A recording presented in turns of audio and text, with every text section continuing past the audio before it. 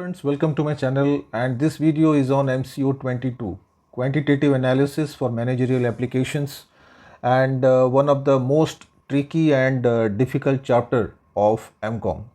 And let's see, like I have prepared few new suggestions for this June examination, and this is basically the suggestion is question answers based, and यहाँ पे like you have to do a lot of statistics, probability and mathematics, and those students who are good at this, they can perform well, and the others can practice hard for this.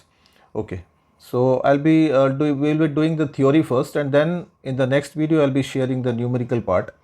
Okay, so let's start with the first question, very common question. Distinguish between primary and secondary data, and what are the different methods of collecting primary data, and what precautions that you should take while collecting primary data. So very common question, and as we know, like primary data is the first hand data that is collected for the first time, and secondary data are the second hand data. That means somebody else has already collected the data, and we are using those data, right? So basically primary data are more reliable, more objective, and they serve the purpose for the company. Let's see the different methods of collecting primary data. Now in your IGNOU study materials, these four methods are given. The first one, observation method, where the interviewer or the surveyor observes the respondents and collects information from them. There are no questionnaires, no conversation and no interactions. So basically this method requires the judgment and experience of the interviewer. Then the second method is a questionnaire method, where a set of questions are sent to the respondents and information is collected. The third one is interview method. We know this. We generally, when we like the interviewer takes into the interview of the respondents and try to collect information from them. And lastly, telephone. So telephone also, it's a good method, a good technique of collecting the information and experiences of the respondents. So what you have to do, you have to revise all these four methods and their merits and demerits, right? Okay, so let's see what precautions that we should take while collecting the primary data. Okay, as we know, this is the first hand data, and all the primary data should qualify these purposes or characteristics. It should be complete in all the respects. Like it should not be half data collected. It should serve the purpose of the company for which the survey has been done. Then it should be consistent. That like if there are any contradictory responses which are not clear responses, so that should be analyzed properly. Then it should be accurate, and there should be homogeneity in data. That means the respondents should collect uniform data. And let's move on to the next question. What are the factors that should be considered before designing a questionnaire? And you will be asked to write a questionnaire of any such process or any such services. Like I have mentioned here, the railway services. So you can be given any topic to write a questionnaire on that. And before designing this questionnaire, we know that questionnaire is a set of questions asked to the respondents. The first thing is covering letter. It should be backed by a good covering letter, so that the respondents can clearly understand the object of the questionnaire. Then there should not be very very large number of questions asked. Like it should be short, and questions should be simple and short, so that can be easily understood by the respondents. And there should not be such questions which are related to personal matter or sensitive or carry any religious feelings. Then answers to the question should not require any calculations, like mathematical calculations. So people generally avoid this. And there should be logical arrangement of the questions, right? Like for example, name, then date of birth, then the the interest, and like that. And always, it carries a footnote and cross check. And this is the sample questionnaire which I have framed on railway services. So this way you can design your questionnaire if you get a question, a very important one. like gender, then age. So like this, all these questions we generally we have seen quite a lot of times in the questionnaire. So you can highlight this, and even like good, very good, poor. So all these attributes can be added with that. Okay, let's move on to the next question. What are the various sources of collecting secondary data, and what precautions should we take while collecting secondary data? We know about this secondary data, like they are second hand data, and these are the three different sources from where we can collect. The first one is published sources, second one unpublished sources, and thirdly electronic sources. So all these sources plays a major role in collecting secondary data, but this third one is today, it plays a very important part, because through internet and electronic sources we collect quite a lot of information through Google or any other browsers.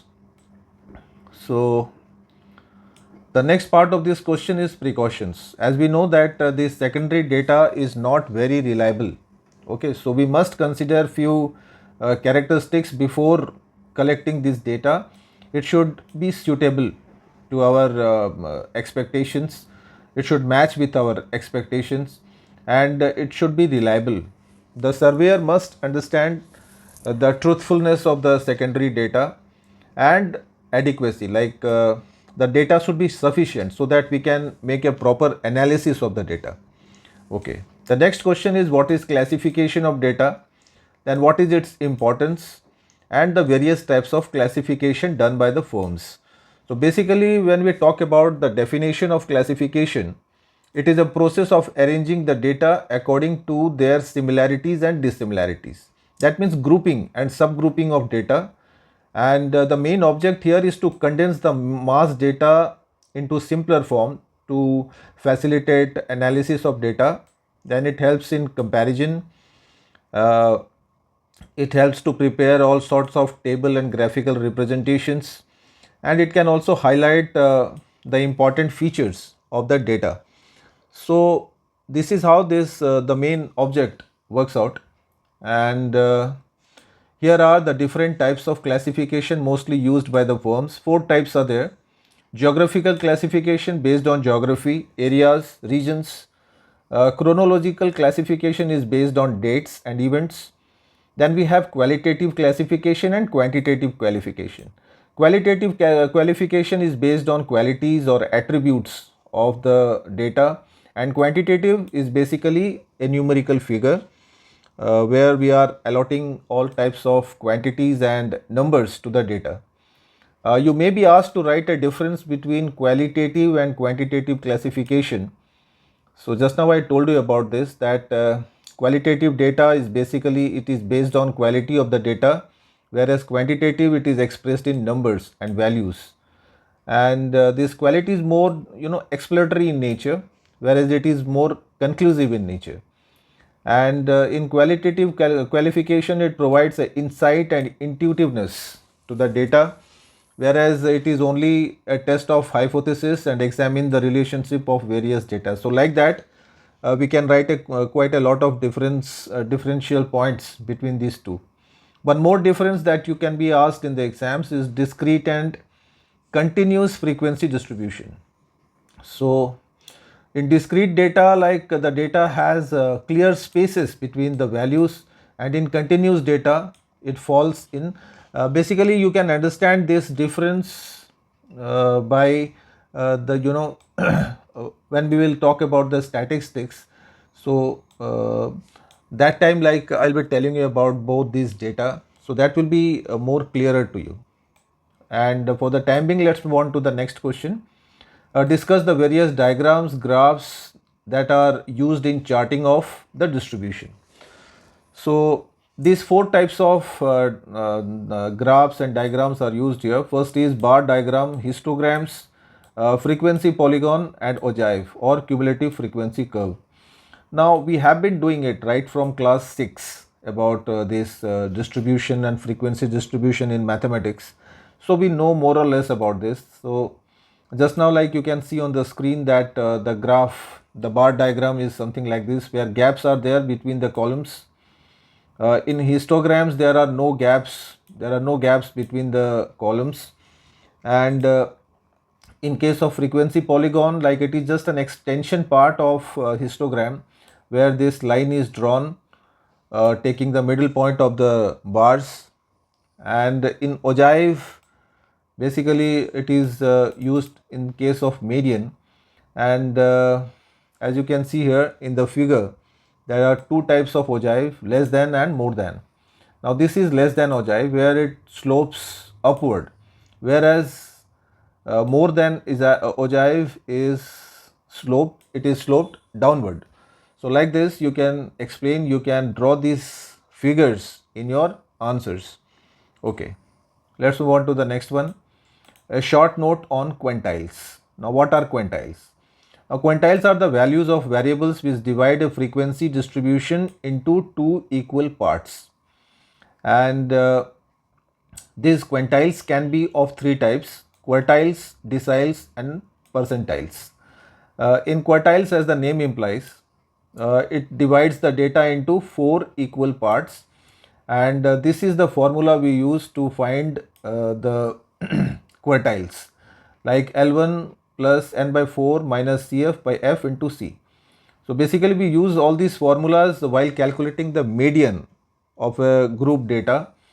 And in case of the second quartile, that is decile, where the distribution is divided into 10 parts. Deciles means 10, and here again, like only the difference is the formula is same. You have to divide n by 10.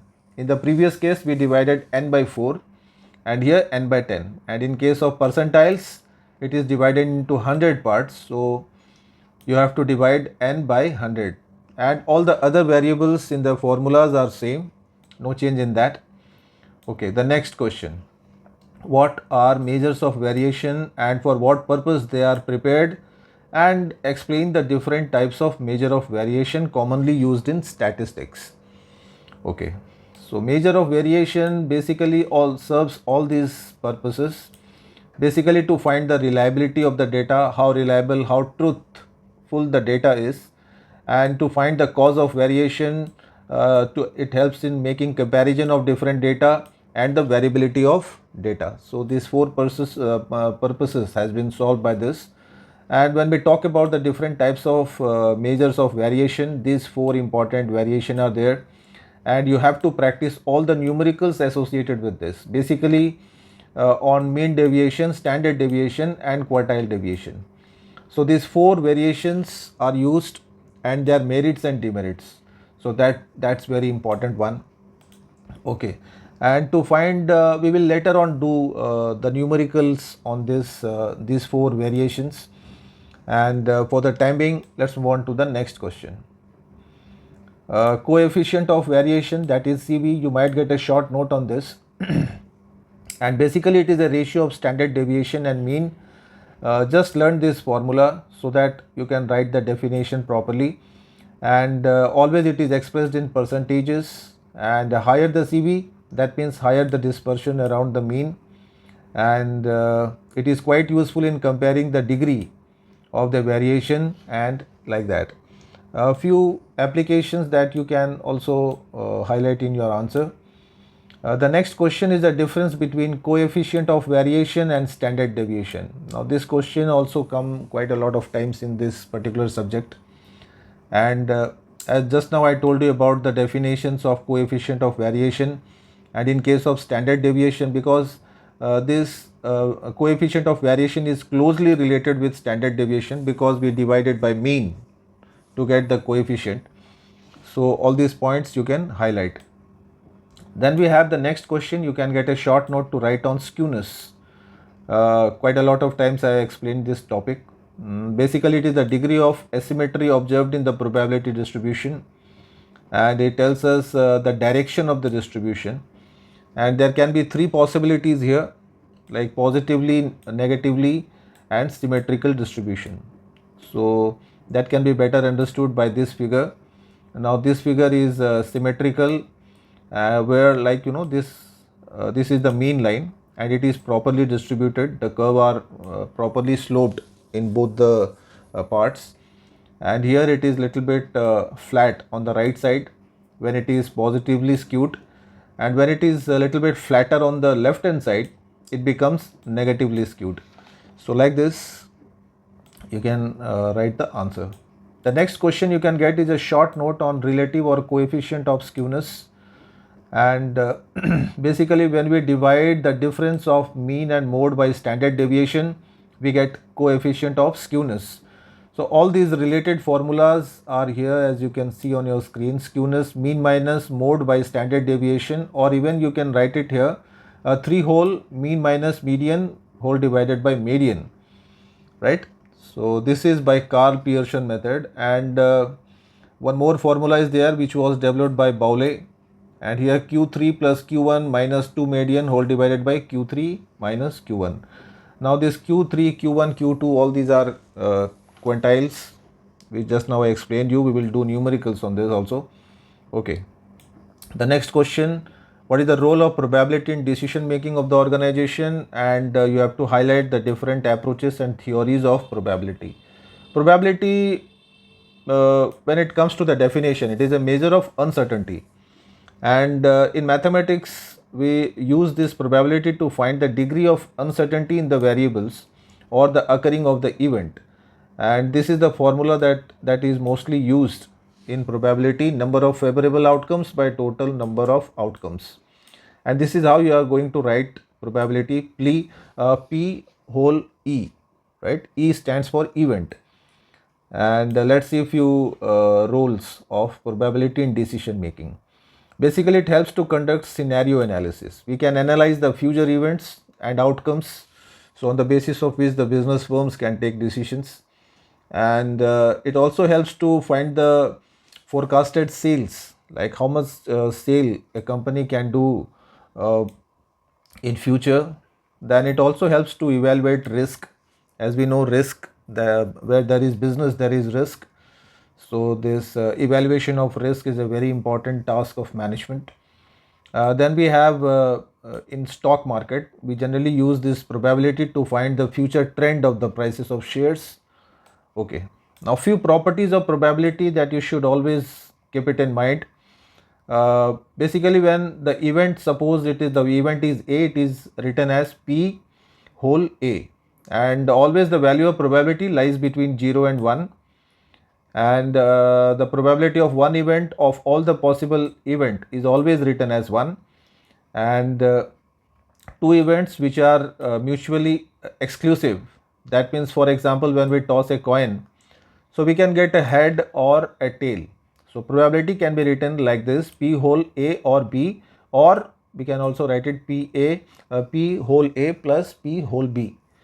So this is how you have to information will help you to work out the numerical part of probability.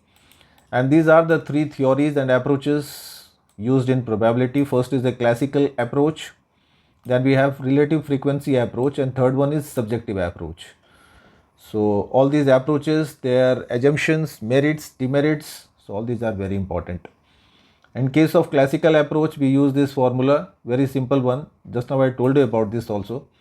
And in case of relative frequency approach, where frequency of the variables are taken, like number of persons, I have given one example here, that while administering a drug, find the probability of the person that gets sleep in 10 minutes. So we can write the probability in this approach as the number of persons who fail sleep in 10 minutes by total number of persons who were given the drug. So like this you have to write the answer. Then in subjective approach, this type of probability is derived from individual's personal judgment or experience. That means the solver should have sufficient expertise in finding the probability of the event, and basically it all depends on his knowledge, intuitiveness, right? So this is subjective approach. Okay, the next one is a short note on Bayes theorem. As we know, probability, basically a lot of credit goes to Bayes, because he told the world about the probability, and this theorem is also known as conditional probability. and it is used in lot of areas like medicine, science, investment, finance. There are a lot of areas where this Bayes theorem is used, and this is the formula of Bayes theorem: P whole A by B, where P whole B by A into P whole A by whole P whole B. So basically, when you are finding where the probabilities of A and B occurring independently, we use this formula. Otherwise, we can use the other formulas here, the like we have discussed recently. So this formula is important to solve the numericals. Okay. The next one is a short note on random variable.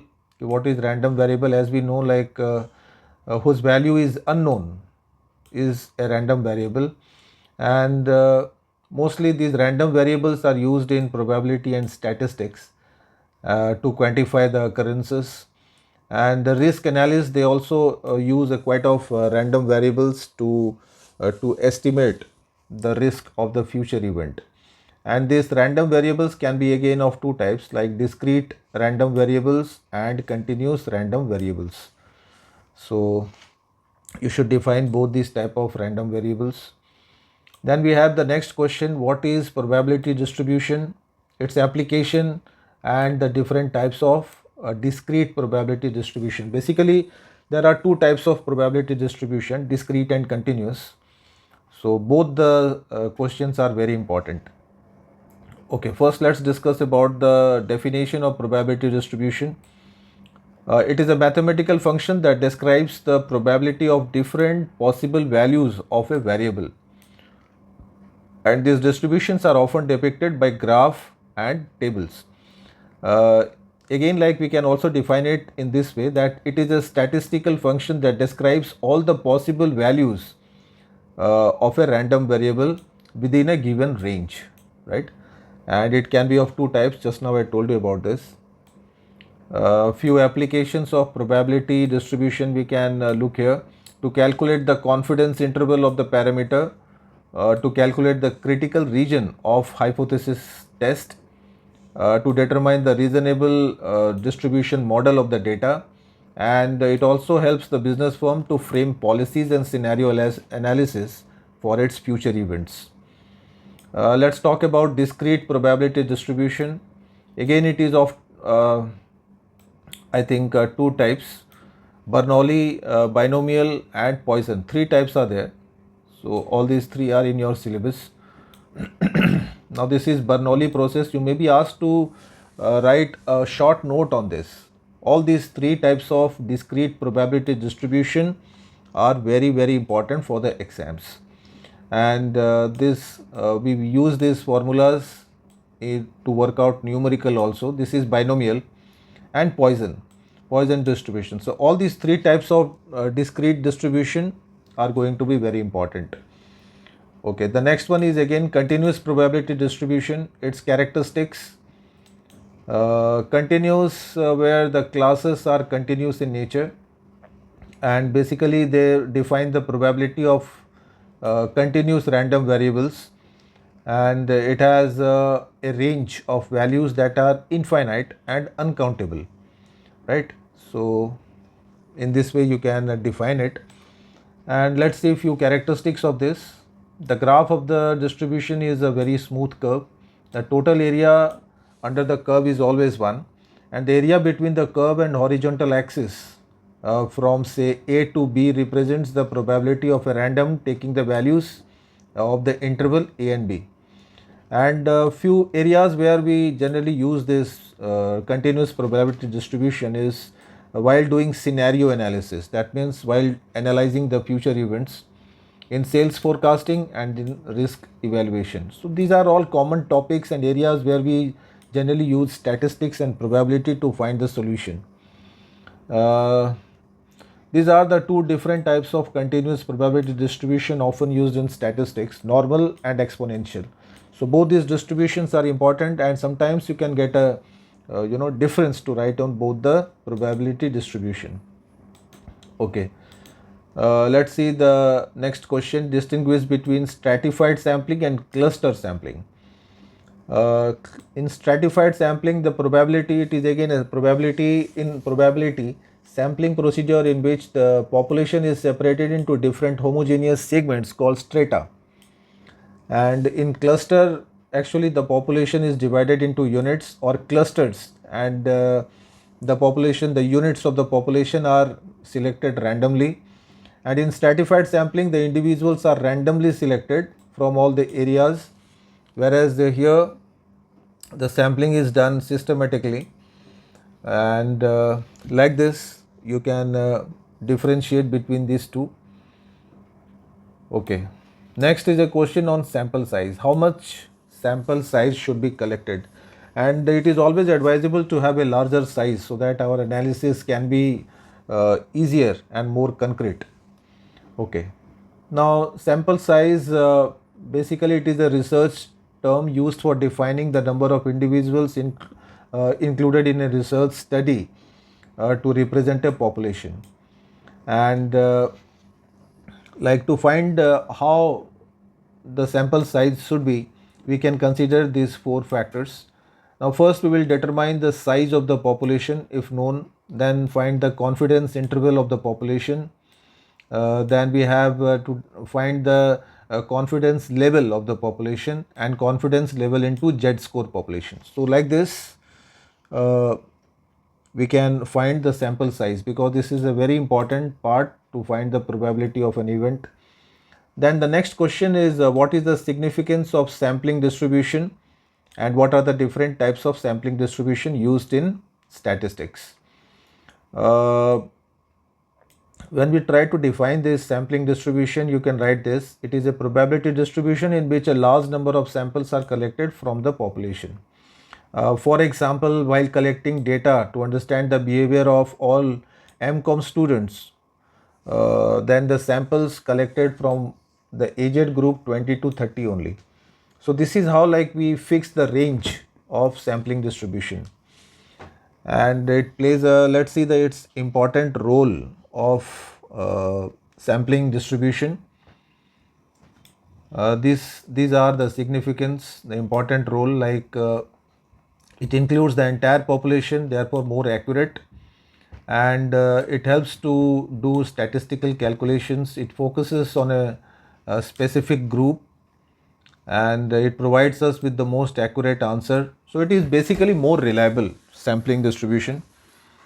And these three types of sampling distributions are often used in statistics. Firstly, sampling distribution of the mean, then the sampling distribution of the proportion, and t distribution. So all these three are very important, especially this one, t distribution. Okay, let's move on to the next question. What are sampling errors, and what are the different types of sampling errors? Often, like while collecting data, the researchers, they often do mistakes, errors, so that is called sampling errors, maybe knowingly or unknowingly. And these two types of sampling errors are basically found: sampling errors and non-sampling errors. When we think about sampling errors, mainly the main sources here are sampling methods and sample size. So due to these two things, these errors arise. And in non-sampling errors, these are due to this research design or mistakes in doing the research. And again, we can divide these non-sampling into two parts: respondent errors and administrative errors. So I have also explained in MCO 03 and in the previous video of MCO 22 about this. Okay. The next one you should revise for the exams is a short note on central limit theorem. And here, according to this theorem, normal distribution depends on the sample size. And this theorem states that the distribution of a sample mean that approximates the normal distribution as sample size becomes larger, assuming that all the samples are similar. And according to this theorem, these three things should be considered while we are determining the size of the sample. First, the sample should be very accurate, and population shape, like how is the population shape, their nature, and number of data points. Okay, so like this you can define. The next is a short note on interval estimation. Now what is that? Interval, that means the two different time intervals are there, and between that we are estimating the results. And basically it depends on the lower and upper values of a parameter, and it is defined as an estimating the interval to which the unknown parameter may belong to all likelihood. For example, when we say the average per capita per capita income in India is 5,600 rupees, so instead of that we can also write in this way that the average income is between 5,000 to 6,000. So this is what is called interval estimation. Okay. The next question is from hypothesis testing. What is the need and significance of hypothesis testing, and describe the different procedure of conducting hypothesis and the various types of hypothesis. So I have explained this topic many times, and in hypothesis it is basically a tentative solution of the problem. We are assuming a solution of the problem, and that is called hypothesis. And why we do this hypothesis? Basically for the to find the developmental processes and techniques, and separating the relevant from the irrelevant data, and to find the direction of the research, like in which direction we should be move. And it also guides us through the research. It prevents us from making a blind research. Then it makes your research more accurate and precise, and it provides a probable answer to the question. It also saves a lot of money, time, energy, resources, and it also helps in proper collection of the data. A few requisites, essentials of hypothesis are there, that it should be testable, it should have an object, it should be measurable, and it must relate to the variables. A few processes or steps that are taken to conduct hypothesis testing. Firstly, to specify the null and alternative hypothesis. Then we will collect data for analysis. Then we will do a statistical test of the data to find out any fallacy or mistakes. Then to determine the rejection of null hypothesis, and to present the results to the management about the findings. So this is how we do hypothesis. Now these are the different types of hypothesis testing conducted by the firms. One is a very popular one, Z test. Then we have T test. Then we have chi-square test, and one-tailed and two-tailed hypothesis testing, and right-tailed and left-tailed hypothesis testing. So these 5 types of hypothesis testings mostly used, and you can also get it in the short note. Okay. The next one is a short note on type 1 and type 2 errors. This is also very important, comes in short notes also. And type 1 error is assumed to be more serious than type 2 errors in probability, and it needs to be controlled. And basically all this significance level should be considered while we are analyzing the errors. And a type 1 error, they are and test procedures are designed to get the lowest probability of type 2 errors. We can better understand from this example. Suppose a teacher evaluates the examination paper, whether a student passes or fails. So say like H0 student has passed and H1 student has failed. Now according to type 1 error, the teacher failing the student rejects H0, although the student had scored the passing marks was true. But in type 2 errors, it will be a case where teacher passes the student, do not reject H0 students, although the student did not score the passing marks, that is H1. So that is true. So like this, these two errors are basically conducted when we are doing a research. Okay, so friends, there are few more theories left, and after that we will be doing the numerical part in the second part of this video.